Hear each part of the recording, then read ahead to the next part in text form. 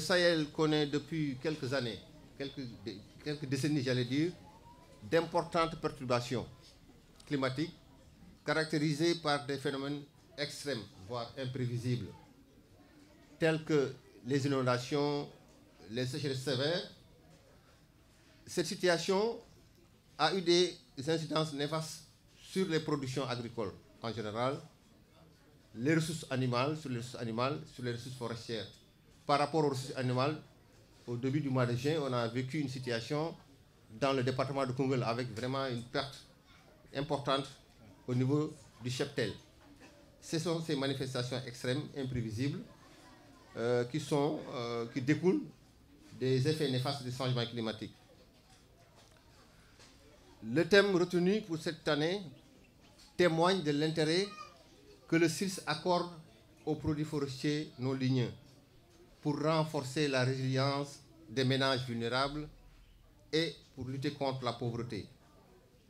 Ainsi, la prise en charge de cette thématique par nos programmes, projets, constitue une opportunité pour la valorisation de ces produits qui sont à la portée des plus démunis, parce que vous allez dans nos formations forestières, vous avez accès à ces produits.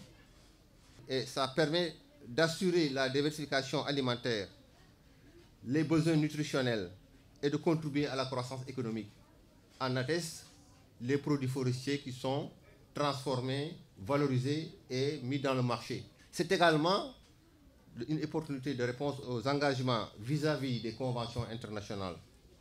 Les produits forestiers non ligneux contribuent à la sécurité alimentaire, nous l'avons dit, et nutritionnelle des populations, créent des emplois, parce qu'on a des entrepreneurs qui s'activent dans la production, dans la récolte, dans la transformation et dans la commercialisation de ce produit.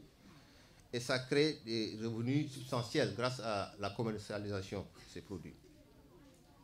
Cependant, il faut noter qu'il y a une forte pression sur ces ressources, due à l'exploitation irrationnelle, due aux effets néfastes du changement climatique.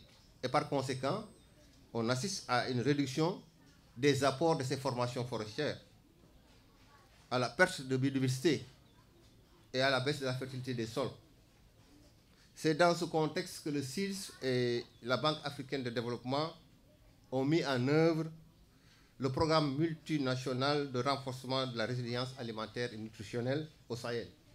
L'objectif visé à travers la thématique de cette journée est de mieux faire connaître les implications de ces produits forestiers par rapport à la question liée à la vulnérabilité des populations, à la sécurité alimentaire et nutritionnelle des populations au Sahel et en Afrique.